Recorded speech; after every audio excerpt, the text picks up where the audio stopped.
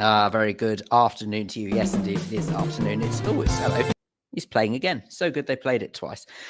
It's just gone midday. Now, look, I'm going to be perfectly honest with you. I don't really sort of think that any of us who have been observing the horrors of the news of the past week are in the mood to sort of be necessarily too jovial. But I promise you this much, that we will try wherever we can to perhaps make this show as light as possible, and maybe just as a space for us to share our thoughts, how we're feeling, what we think, because let's be honest, the news has been pretty grim, to say the least. You may observe that Russ is not here today. He's taking this week off, very deserved. And well, I say this week he's taken. I think he was here on Wednesday and on Monday, but he's taking today off anyway. So don't forget, because I only do one show a week, to me it's this week. But anyway, however, some things never change. I'm delighted to say that I'm not completely flying solo. Not only have I got you, hopefully, to keep me company as well, we've also got some theatre from the theatre man himself, Mr. Jonathan Baz. He'll be here with me in just a moment's time. And then later on, also the screen queen, Chantal Rickards, OBE, will be along as well. So I very much hope that sort of there'll be some element of normality. But just before we get into any of that, I suppose that it would be remiss to not observe and also just to make comment on what we have experienced over the past week, we being a global community. I don't want anyone thinking for a second that I refer to anyone who is just Jewish, or indeed anyone who potentially is Israeli or supports Israel. I want people to realize that the severity of what we've seen is nothing to do with religion. Well, some might argue it is, but of course it's not. It's basically to do with it's to do with intimidating basically the free world. Okay? There are some in this bizarre world of ours who seem to think that they can use religion as a very good excuse to intimidate. They can use religion as a justification for causing harm to others. And of course, the harm is not just physical. The harm is mental as well, which is why it's important we talk about it. Because I have to tell you, I don't actually remember being this emotionally drained from watching the news since pretty much, I'd say, since 9/11. And I was actually quite young then, so I don't even really think I've properly been as emotionally drained by news as I have seen this week. And I know I'm not alone. I've spoken to many people from all across, from different communities. Doesn't matter what their religious is, what their religious status is. Could be that someone has no religion at all. But what they have seen is the unadulterated murdering of innocent civilians who are just basically going about their everyday lives. You know, they weren't doing any harm to anyone. They weren't necessarily the people who make the decision to make others' lives misery. And we know that region of the world is quite questionable. We are well aware that there are many people in that region who disagree quite strongly with each other. And sadly, they are the ones who are in power. And the ones who are in power seem to cause and inflict the most misery on everyone on both sides. So I'm not talking about that. We're talking about individuals who have no say. Their innocent lives who've just been extinguished for no other reason than they happen to live in Israel. That's the only reason. Think of it like that, if you will. For literally living in a country, that's the reason they've been killed. That is exactly the same as 7/7. It was exactly the same as 9/11, the Paris attacks. All of these terrorist attacks, and they are terrorist attacks, by the way, just in case anyone from the BBC is watching and doesn't quite understand what the definition of the word terrorism is. They are terrorist attacks. They are people who want to cause suffering on innocent bystanders, on innocent people who have got absolutely nothing other than the living of their life as the cause of why they've targeted them. And I think that regardless of religion, we can all be united by that.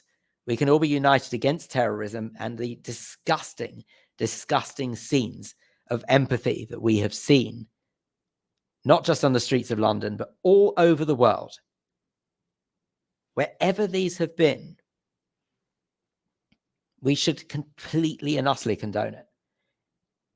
Condemn it even. how the flipping hell is it possible to sit idly by and to say that anyone who goes around openly supporting a known terrorist organization is okay to live in Western society? It has affected me so badly this week, I can't tell you. Excuse me. It has really made me depressed to think that we live amongst people like that. It has really got me down to understand that there are so many people in the world who hate me just for my religion. It's a really, really unpleasant thought. So let's all agree that at the very least, anyone on either side of the argument, if they're an innocent life, any innocent life that is extinguished is not okay, is never something to celebrate, and it is most certainly a justification for any actions. Let's get through some of the messages. Robert Van Buren says, hello, Phil. Barry J. Allen, afternoon all, keep smiling. We'll certainly give our best shot. Elizabeth Green over in New York says, morning, Phil. Julie Voice over in this country says, afternoon, Phil. And Chrissy Richards over in Spain says, hi, Phil. I'm glad I haven't seen TV, so I cannot watch. So I'm sorry, not affecting me too much. It's always the ones in power that causes the problems. Why can't people live in harmony? It's so sad. Amen to that. Well, look, this is a place for people to comment if they want to and to join in that conversation. However, I'm so sorry, I'm on the tail end of a cold, so my voice goes a bit funny from time to time. However, let us try, if we can, to muddle on regardless, and let's look at some of the lighter things. And I very much hope that it can give us, if nothing else, a little bit of a break, just a little bit of a break from some of the depressing stuff that's out there at the moment. Mr. Jonathan Baz is here with his theatre roundup. Jonathan, good afternoon to you, sir. Phil, good afternoon.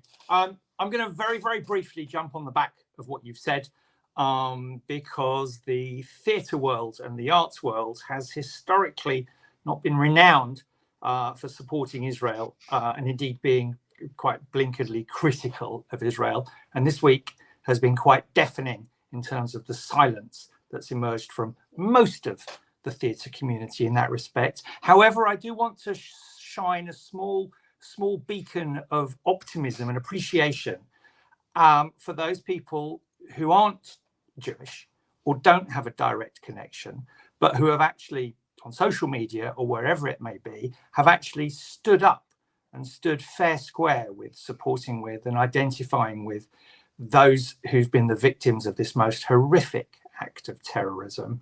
And I found those statements to be actually quite comforting and quite humbling. And to those people, and I've said on social media, they know who they are, I'm not going to name any names, I would just like to say a thank you because it's so incredibly appreciated. Can I just say on that note, actually, Jonathan, it's one thing I haven't necessarily delved too deep because, believe me, I've got a heck of a lot to say on this, as I'm sure you can imagine. And I'd rather we didn't necessarily take up the whole show with it. But the reason that now that you've brought that up, it is important to me as well to say that that's what I actually probably find ever so slightly more terrifying than those who at least have started sort of openly supporting terrorists. You know, I know these people exist and I don't really care too much they exist because to me, they're worthless. You know, they might cause a bit of disruption here and there, but ultimately, you know, they're a group of ignorant swines who just don't know any better. What really has troubled me is the people who are normally so vocal, the ones who I think was brilliantly described in an article this week as the bleeding heart celebrities, you know, the ones who, no matter what, and they know who they are, come out in support of any possible cause that they can just to make themselves look better until there is a risk that it might damage their following or their image. And that is why they've remained so silent this week. And I think that is what I find even more despicable personally than those who at least we know are dumb enough to support terrorism. But that's up to them.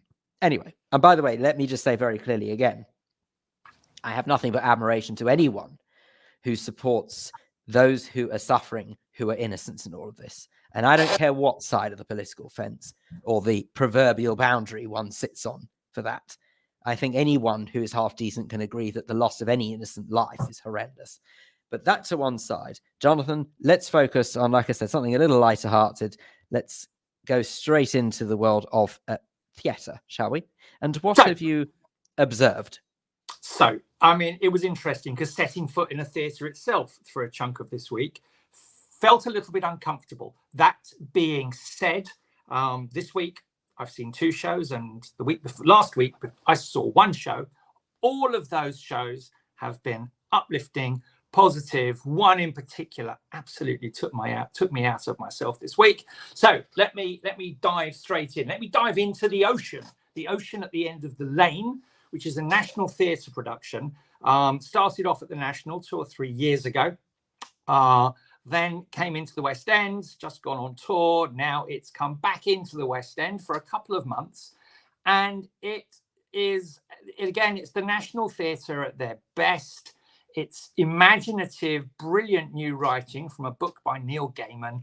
And it's all about a look at a chap in his middle age who actually goes back to his child. He returns to his home village in Sussex for a funeral, and he's drawn back into memories of a very imaginative and vivid childhood. Interestingly, he's not given a name. He's called Boy. We see his family, which is dad and his sister, who's called Sis. There's no mum around. And it's very clever because this lack of names, I actually think, enables the audience, or the message is, this is every person that this story is all about. And it's a child exploring his fantasies, his nightmares, complex relationships with family and friends. And there's very, very clever puppetry when his nightmares take shape and become reality. And the acting and the effects are all really rather gorgeous. There are a couple of times when it drags a bit. And that might have that's what possibly took it off a 5-star accolade. There are a couple of times I felt a little bit dragged out, but the way in which it's been put together, and interestingly compared, for example, to Back to the Future, which we talked about a couple of weeks ago, which is full of glorious performances and very clever high tech and whizzy special effects and video stuff. There's minimal tech in this show. I knew you were going to say that, and I tell you why I knew that is because as soon as you said about the lack of names to the characters, I thought that this has clearly been directed by someone who wants the audience to use their imagination. Yep. So there's minimal tech. The monsters are puppets, very cleverly animated. When people fly and get moved around, they're actually lifted up by an onstage ensemble of 4 extremely fit and strong, not stagehands because they get credited as the ensemble, but they actually lift people up and fly them around the stage on their shoulders, carrying their bodies around. It's all very, very clever. It's very visual. It's pure theatre. The trickery is all done by acting, lighting, and physical movement. And if you've got a great imagination and you've got kids, probably the boy in the story is age 12, and I think that's probably a really good age mark to mark for it. Younger than that, and they would be bored. Older than 12, with a grand imagination, it's a fabulous piece of theatre, and it's storytelling without any high tech, just good old-fashioned values. Well worth a visit. Do you think, though, that with that sort of theatre, and I'm speaking as someone who's been to see it several times and I have no problem with it at all, but do you think that it limits its audience? Because I often find that people go to the theatre because they want the razzmatazz that accompanies it, and almost as if they don't have to do too much work to enjoy it. But when you are ultimately looking at what I would describe as a book on stage, in other words, there isn't much accompanying the acting. It sort of leaves almost too much work to the audience for some. That's a very interesting point, and in fact, you've been a disruptor there, Phil, in raising that point, because I'm now going to jump to show number 3, which I was going to talk about, and my second show will be, because the third show that I was going to talk about, which is in fact now going to be the second show, is Stephen Sondheim's Old Friends. Fabulous! You've seen it, yeah? I have not, but it is most certainly on my list of to do, and I will.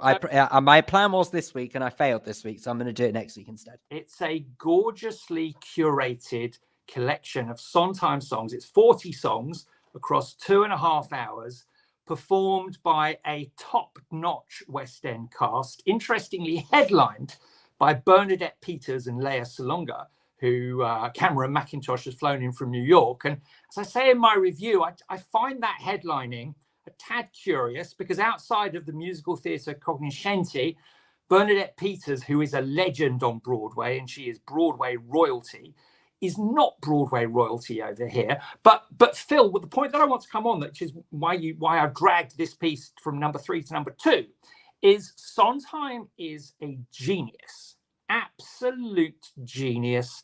He understands the human condition brilliantly. His lyrics are witty. His lyrics are sharp. His lyrics slice human lives apart with vision and with humor, accompanied by some most outstanding tunes. However, Sondheim, who is unquestionably a genius, has never achieved a show that's had that juggernaut popularity status that's kept it in the West End for years and years and years, like, for example, Cats, Phantom of the Opera, Les Mis, Wicked. You can possibly bolt on a couple of more. Some people have suggested Book of Mormon or possibly Miss Saigon a few years ago. Do you mind if we don't? Yeah, fine. Cats, Phantom, Les Mis, Wicked, all of which were mega shows. Cats ran for however many years, I can't remember. The others are all still going, some into their 30th year. And they've had that ability, it's almost juggernaut ability, or as Stephen Schwartz described it in Wicked, popular. They get bums on seats week in, week out, year in, year out. And what you just touched on earlier about being asked to think too much, possibly in the ocean at the end of the lane, Sondheim does demand that his audience have to think about what he's saying to them. Unquestionably, I look at him as the Arthur Miller of musical theatre. Because he absolutely gets humanity and describes it quite starkly. But listen, Stephen Schwartz in Wicked and Andrew Lloyd Webber and Tim Rice and Bublin and Schoenberg have all done the same. They've all written about life and humanity, because otherwise their shows would collapse if it wasn't about people and wasn't believable. But somehow or another, they've also found that sprinkling of stardust, generally with a little bit of help from Cameron Mackintosh and vision from Cameron Mackintosh behind them, that have made those shows, not Wicked actually, but that have made those shows run and run and run. So when you say, do people want to be not asked to think too much, it's a very, very interesting point. Now, talking about old friends, it is a gorgeous, gorgeous night in the theatre. A lot of the songs are just outstanding. There's a lovely few numbers from Sweeney Todd, with Jeremy Seacombe playing Sweeney and Lea Salonga stepping in as Mrs. Lovett. Gorgeous. I don't know how well you know A Little Night Music, but there's a lovely number from that show that closes the first half called A Weekend in the Country. That Little Night Music based on, sorry to get a bit cerebral here, Ingmar Bergman's Smiles of a Summer's Night. It's all very lovely about people dilly-dallying and having affairs and cheating on each other, while a true love story emerges throughout the center of the piece. It's the show from which Send in the Clowns comes from. And this particular one number, A Weekend in the Country, which is very, very funny, is done by this cast of West End geniuses absolutely superbly. I have to say, I saw it this week when my mind was down with the news. The show absolutely lifted me. There's a Sondheim musical, Sunday in the Park with George, all about George Seurat, the painter. And there's a particular number from that show called Sunday, which is magnificent. It closes the first half of the show in the West End this week. And Bernadette Peters, for whom it's argued Sondheim actually wrote the show to star as a character called Dot. She assumes the position bearing a parasol of this woman in a park on a Sunday afternoon. The ensemble of the show sing this song. It brought a tear to my eye just because the sheer absolute beauty of the number. So yes, Phil, go and see it. Anyone who's listening, go and see it. If you like Sondheim, you will absolutely adore this show. There are lots of moments of it that are 5-star. There are some moments of it, and I'm not going to name names, that are a little bit miss the mark and are more 4-star than 5-star. But it's a gorgeous, gorgeous night at the theatre. Well done to Cameron Mackintosh for curating this and for pulling together such a gorgeous team of talent. You won't see such a cast assembled on stage very that often. It's only on until early January. Go and see it. Can I just double check with the way the actual layout of the evening works? I mean, obviously, I don't think this is giving too much away. It's just really out of interest. Is it a case of that you can tell quite obviously who the cast is and the characters they're playing, or is it just literally the songs that they sing? Or they're all, say, for example, in the same outfits throughout the production? Do you see what I mean? There are costume changes, and for the most part, aside from the show Company, which has a few songs sprinkled through the show, for the most part, the songs come in batches relating to particular shows. So straight after the interval, which and the Act 2 opener is the overture from a musical not so well known called Merrily We Roll Along, which is a gorgeous piece of music.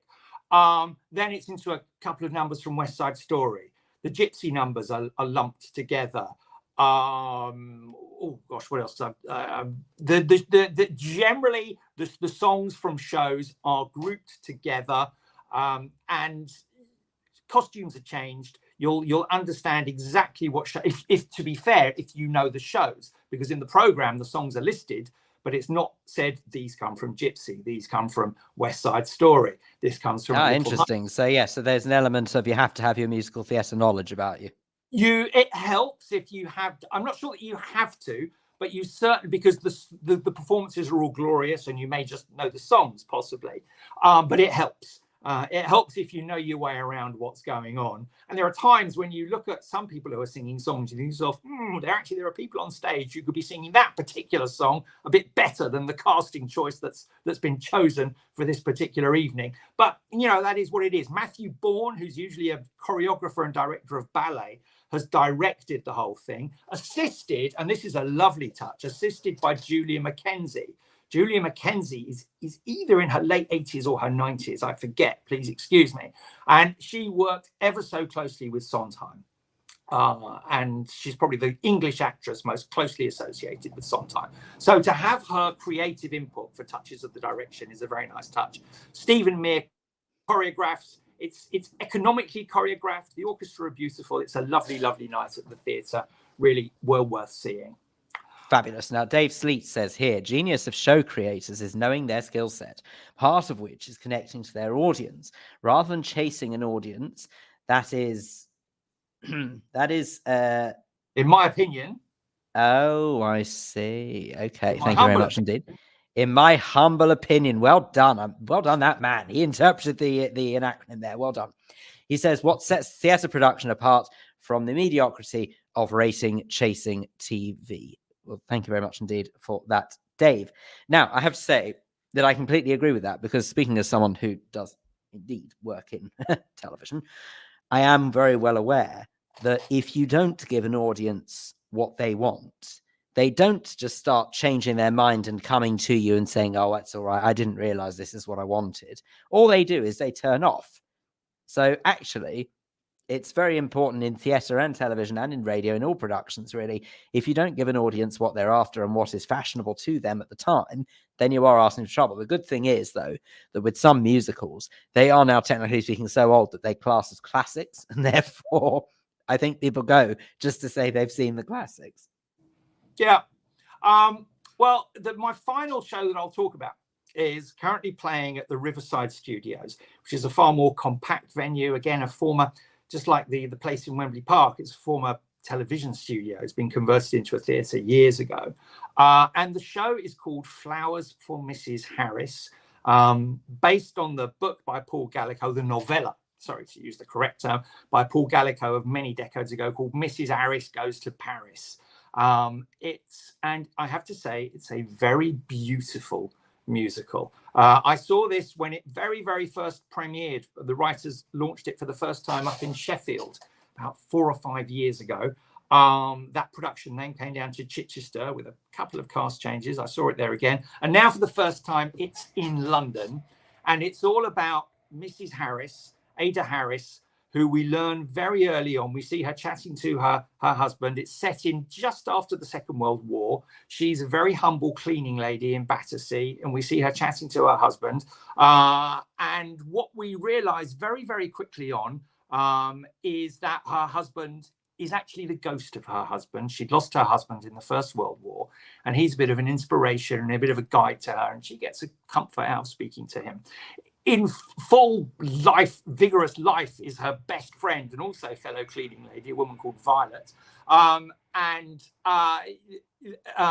Ada Harris and Violet Butterworth, who are played, Jenna Russell plays Ada in particular, and Jenna Russell leads the show.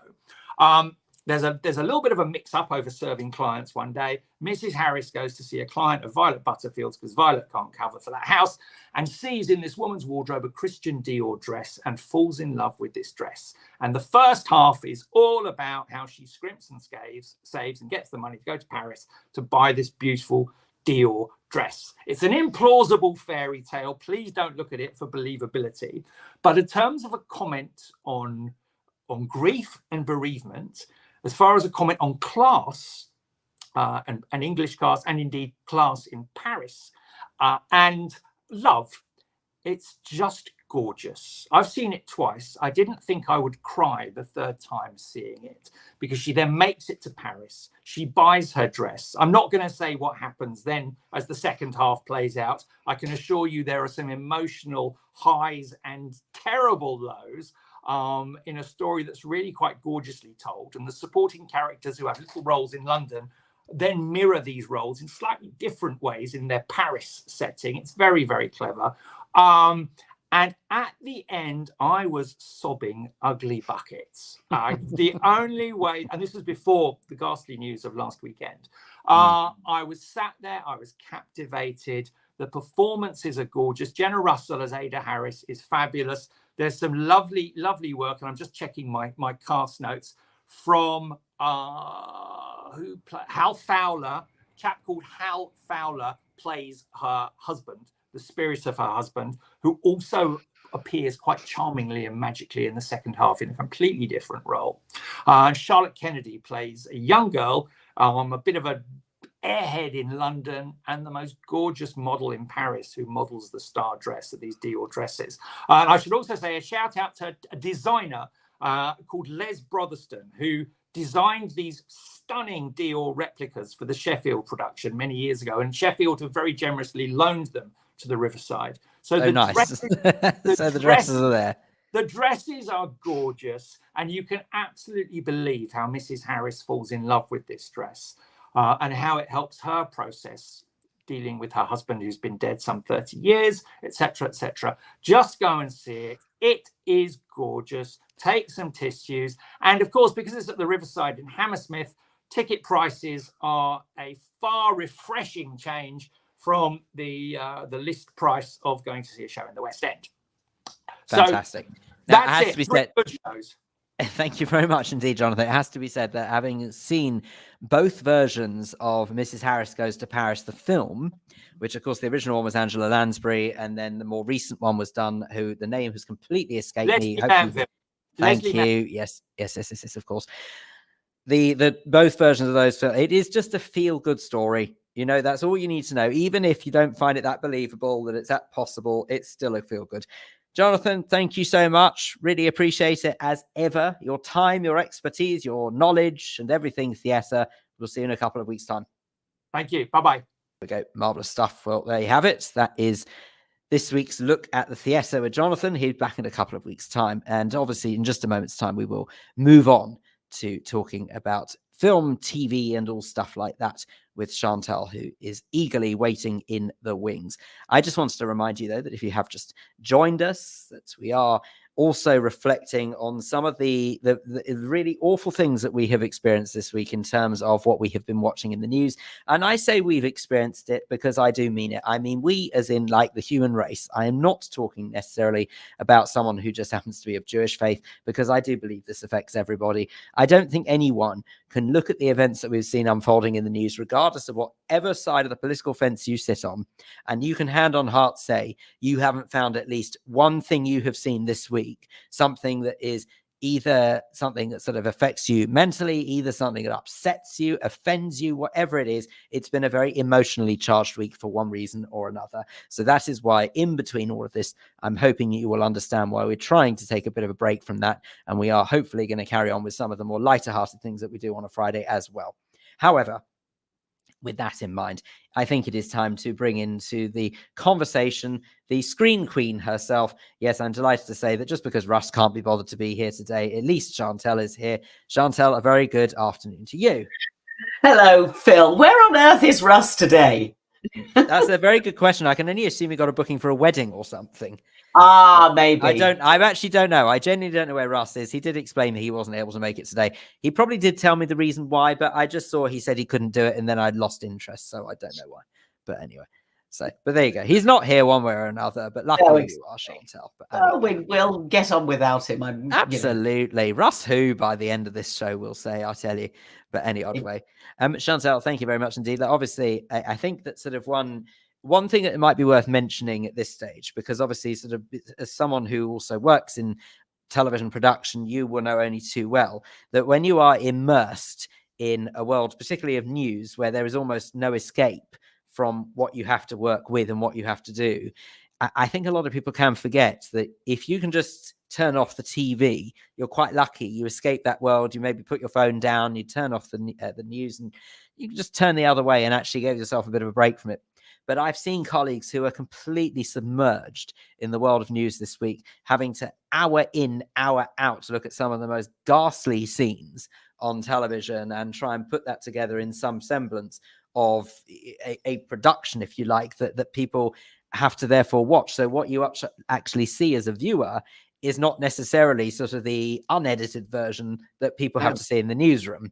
And I'm sure you'll agree that sort of sometimes, however much of a pleasure the job can be, it can also be quite emotionally draining as well.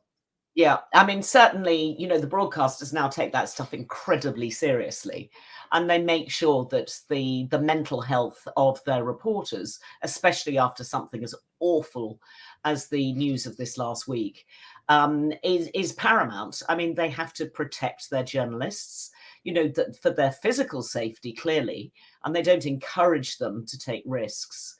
But their physical well-being is one thing, their mental well-being, and often what happens afterwards once those journalists come back from war zones, it becomes apparent later on. And obviously, our channel is very much about people's mental health, and it's very tricky. I had a colleague from many years ago at ITV who went undercover in, I think it was the Philippines, where he was trying to track down child pedophiles, basically, sort of pedophile tourism.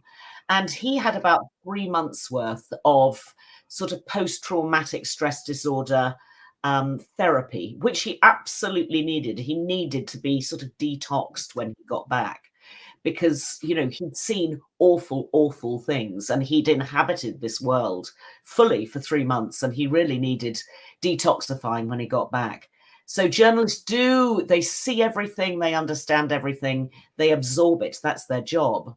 But generally, I think most of the reporting has been very good in terms of what it's presented to the audience, but just dreadful to watch. Dreadful.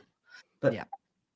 It really is. And I have to say it as well. I think that there was actually what really summed it up for me was that there was a journalist, I have to confess, I can't remember the name of, but there was a clip going around of this journalist who was on CNN, who was reporting from, I believe, the Ashkelon region of Israel, which is the south of Israel, where this trouble has started.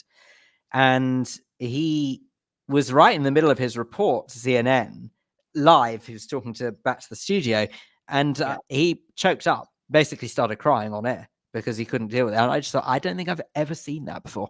Don't think I ever remember seeing a journalist being so overwhelmed with clearly some of the horrors they've seen as to actually cry live on a news report. Because obviously I think the only time I've ever really remember actually seeing anyone cry on the news was really around the time of when Her Late Majesty died. Actually, that's the only time I ever recall seeing presenters of the news, regardless of if they're in the field or if they're in the studio, crying. Yeah.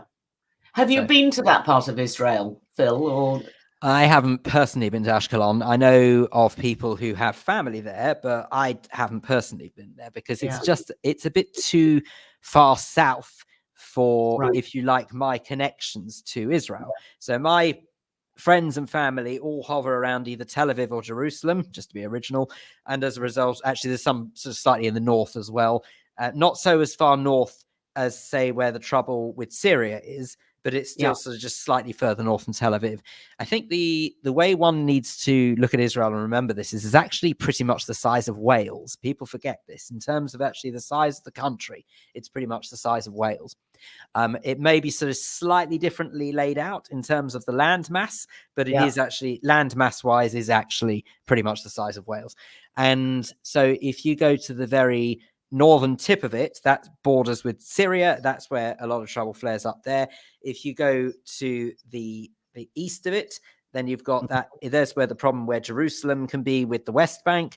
To the south of it is where the problem with Gaza is, and to the west of it, well, that borders with the sea. So luckily there's no trouble there.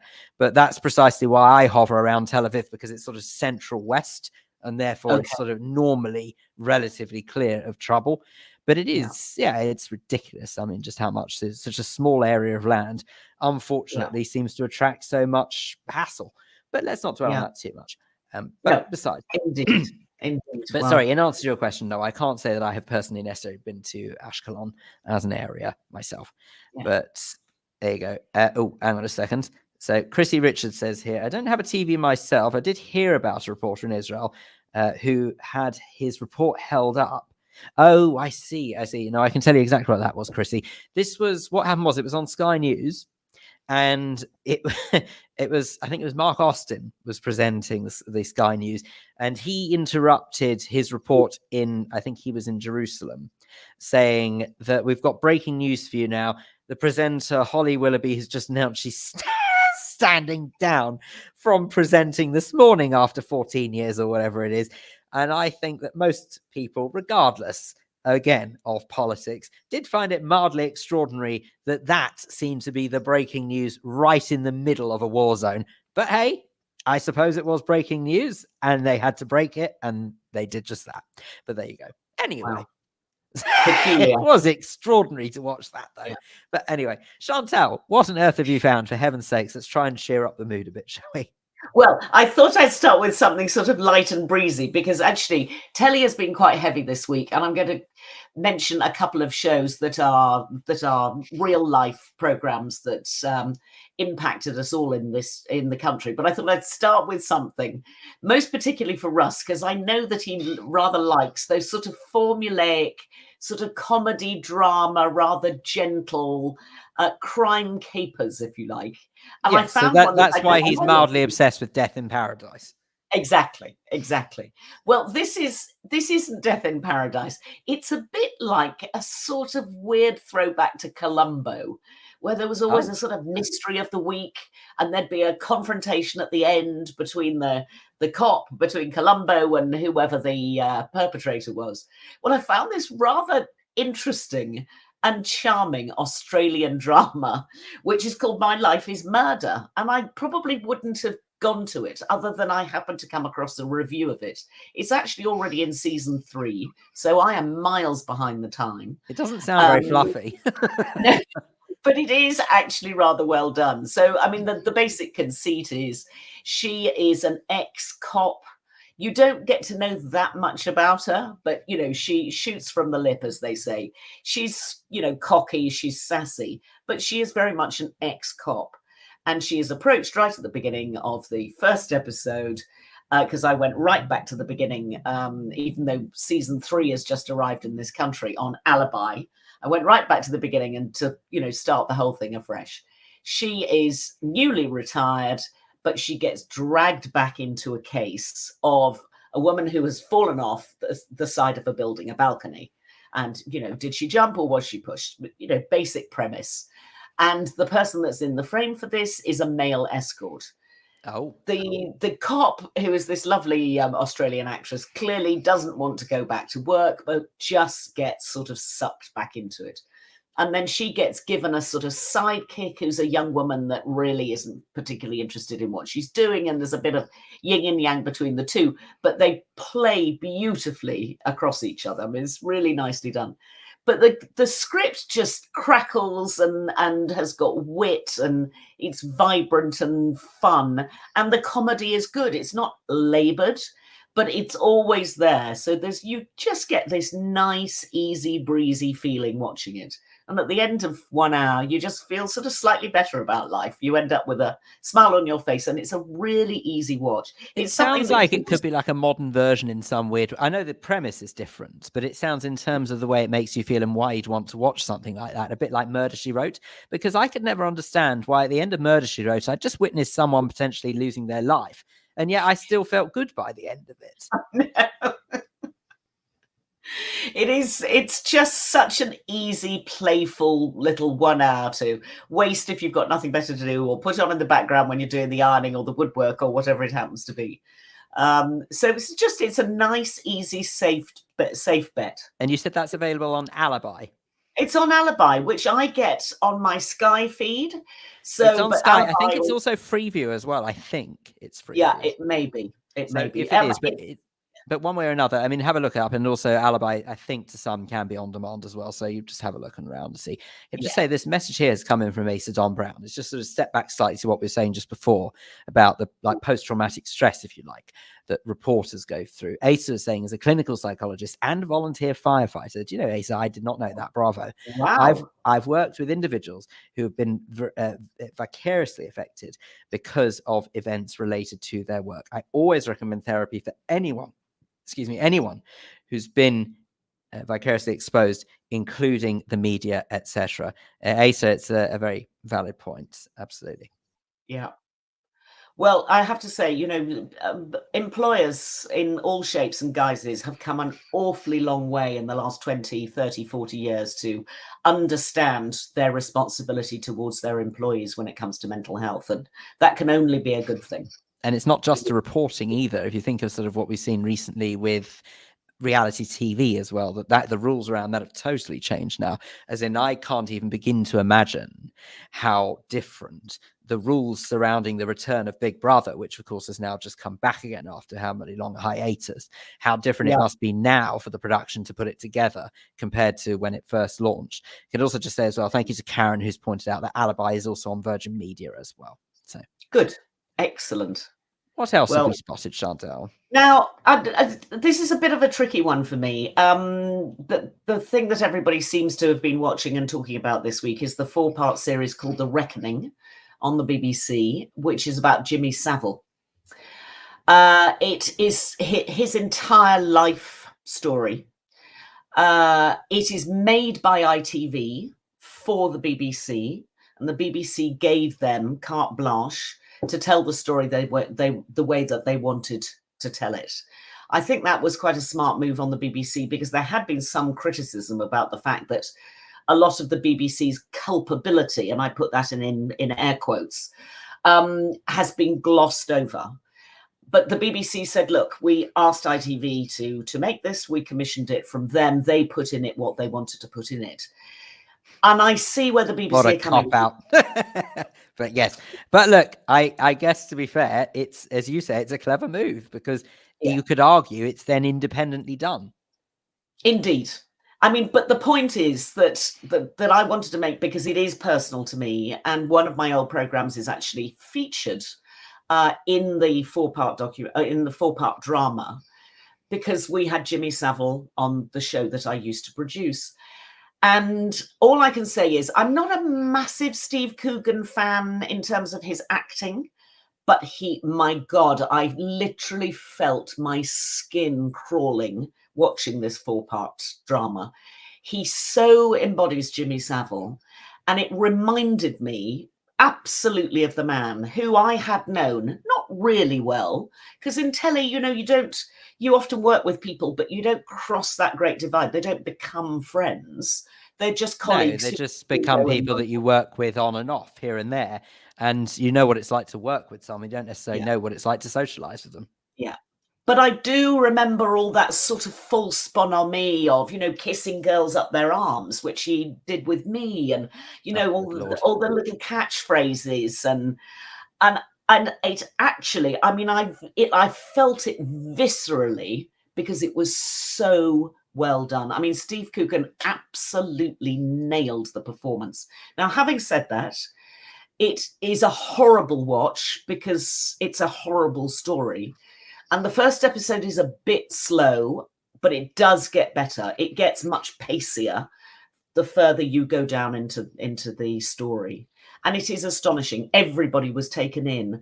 I got to the end of it feeling rather sad about the program that I had made all those years ago that featured him, where he was sort of bragging about, every girl's school should be frightened of me, and, making all these sort of weird, bold statements about what a great shagger he was.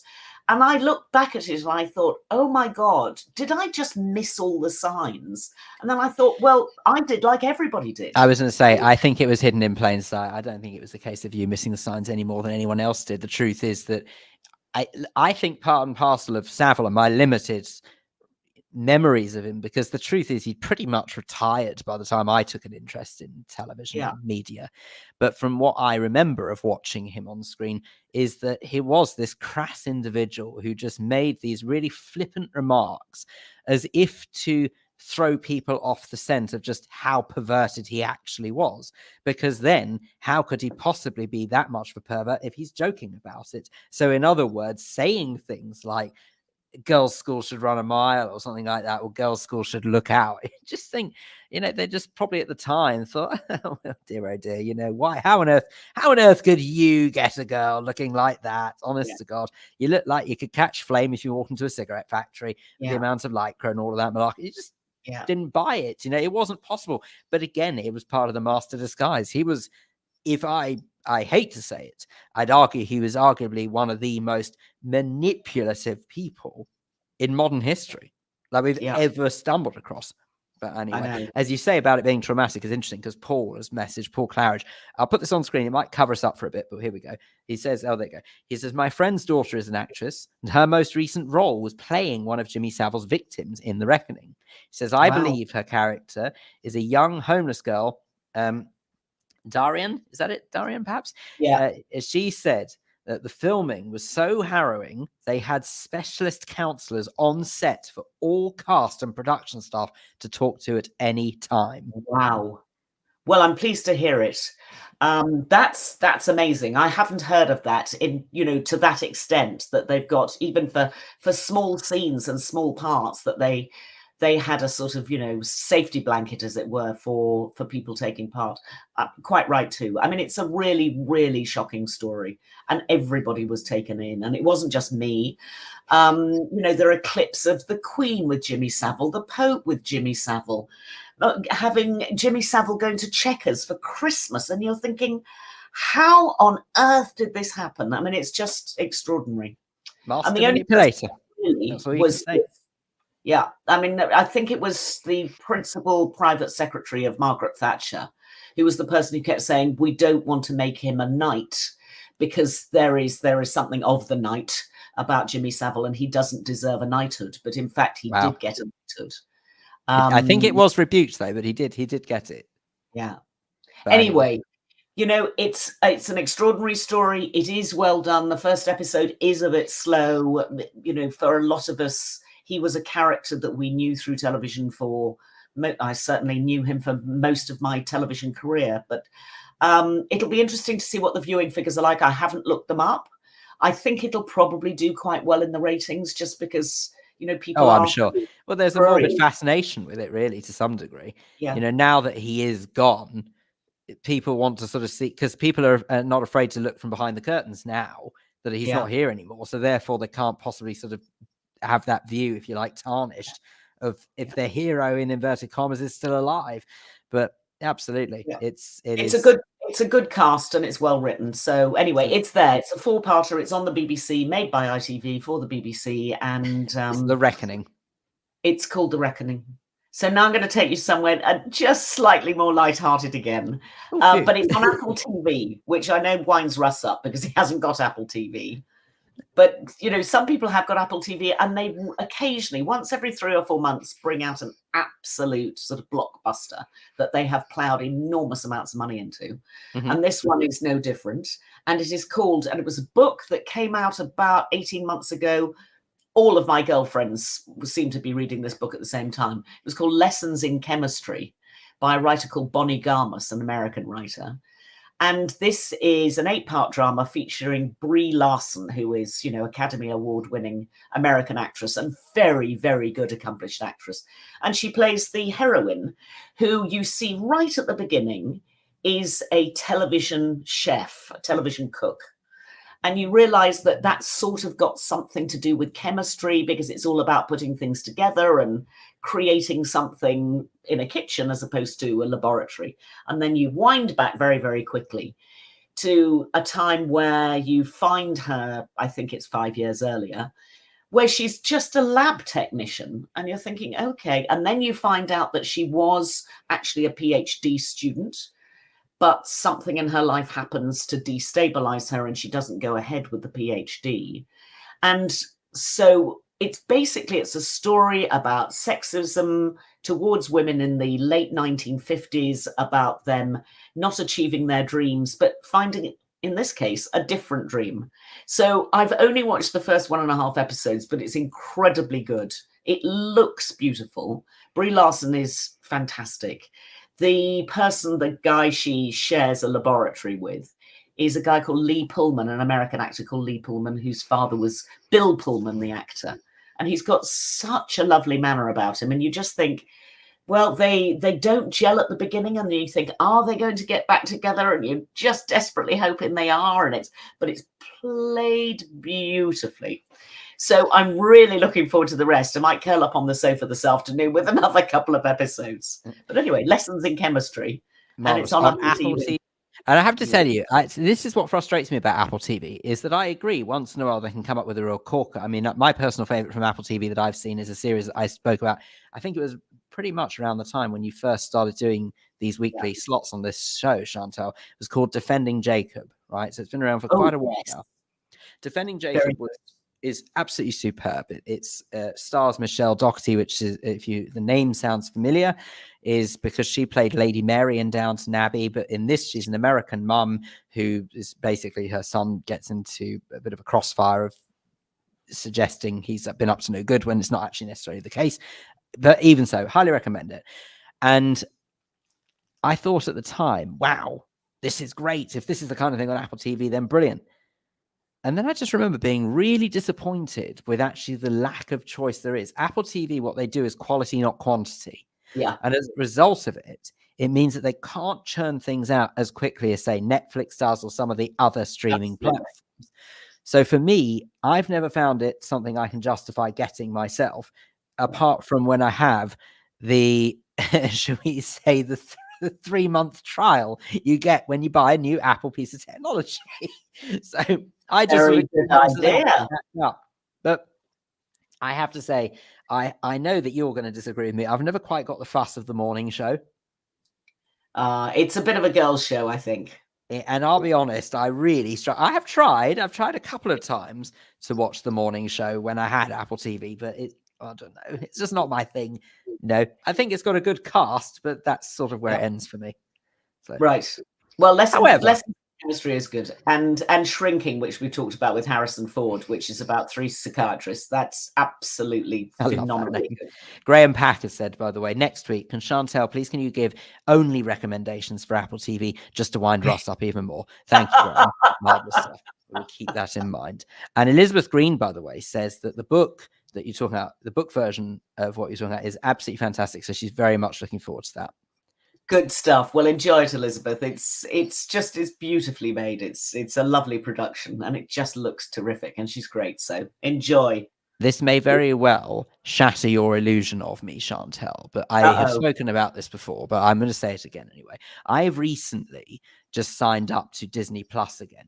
And I have to confess, the only reason I've signed up to Disney Plus again is because I observed that Star, of which is a sort of streaming service within Disney Plus, keep up, So in other words, you have to have Disney Plus to have Star. It also gives you things from National Geographic, from Marvel, obviously Disney, Pixar as well. It's sort of loads of different companies come together. That's why I think it's referred to as Disney Plus.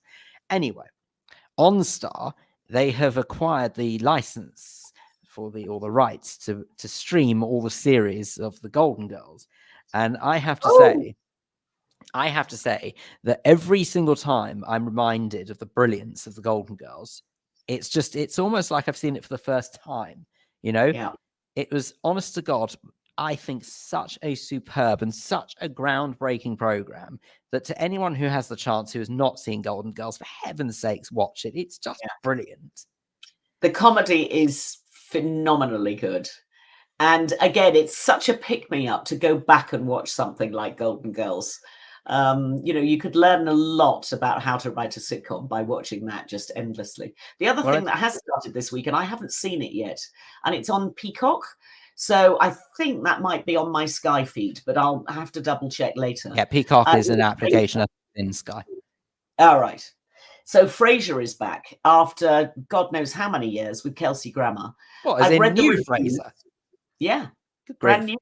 Yeah, started 2 days ago, I think. So I've read the reviews. I haven't seen the program, but by this time next week, I'll have watched it. So we'll chat about it then. But of course, the comedy in Frasier, and before that, Cheers, which is where Kelsey Grammer first started. It's just so good, so good. And I don't mean to be grim, but isn't half the cast missing from Frasier now for one reason or another? I don't know enough to answer. Well, I know certainly the chap who played Fraser's dad is no longer with us. Correct. If you go back far enough to Cheers, I know that Kirstie Allen is obviously no longer around either. So I mean, it's just Kirstie Alley. Yeah. Kirstie Alley, I beg your pardon, Kirstie Alley. Sorry, I keep getting confused with Kirstie Alley and Kirstie Allen. Sorry. Yeah. But anyway, Kirstie Alley is no longer around. I don't know. I don't know how you'd remake that. But anyway, all right, interesting. Well, they're not even remake it, just continue it, to be honest. It's not remaking, it's the whole point. It's sort of carrying on where they left off by the sound of it. Yeah. Anyway, a couple of messages have come in, by the way. Facebook user, who I can't be sure who that is, but I've got a rough idea. It might be Beanie, Lloyd Beanie, says the morning show is excellent, great acting, and really lifts the veil on the US networks. My mother has chimed in to say that Golden Girls, best comedy series ever. Oh. And what else is this? Someone can say, Graham Pack, the new Frasier has Nicholas Lyndhurst from Only Fools and Horses in. Of course it does. Yes, I had read that. And actually, I looked at that and I thought, I've no idea how that's going to work. And actually, Nicholas Lyndhurst hasn't done a lot. I mean, he's mainly been a theatre actor in recent years in the UK. So it'll be fantastic to see him. And you just think, why did they pick Nicholas Lyndhurst? But I'll watch it, I'll find out, and I'll report back next week. Anyway. I think it's also worth mentioning as well, this is possibly the first major thing he's done since actually losing his son. You may recall that Nicholas Lyndhurst's son actually died in 2020. So, and that was absolutely ghastly. He was 20 years old, for goodness sake. So it's distinctly possible it's the first major thing he's done since that. Have you got any quick fire suggestions for us? Quick fire. Well, the other thing that's out at the moment, again, it's part of us, part of our history, is The Long Shadow on ITV. It's a seven-parter, 7 1-hour episodes about Jack the Ripper. Not Jack the Ripper, the Yorkshire Ripper. And actually, it's not really about him. It's about the women.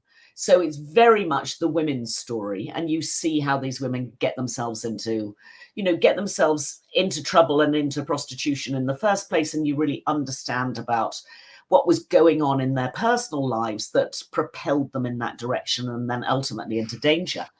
It's well made. ITV have obviously, lots of people have made many, many different versions of dramas and documentaries and goodness knows what news programs.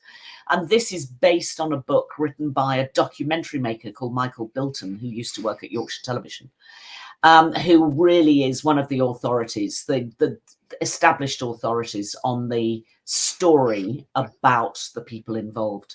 It's well done if you like seeing a bit of sort of social history, but obviously it's crime and it's pretty awful, but it does tell you so much about what the north of England was like at the end of the 1970s and into the early 80s. And that's the Shadows for ITV, yes? Yeah, The Long Marvelous. Shadow. The Long Shadow, I beg your pardon. The Long Shadow. Marvelous stuff. Chantal, thank you very much indeed. As Great ever, pleasure. a great pleasure to have your company, especially in the absence of Russ. There we go. That's We Love TV for this week. And I dare say that Russ will be back on Monday, probably with Longy from midday. So I hope you join him then. Thank you very much for your comments, your company, and whatever you're up to this weekend, stay safe, stay strong, and we'll see you soon. Thanks very much.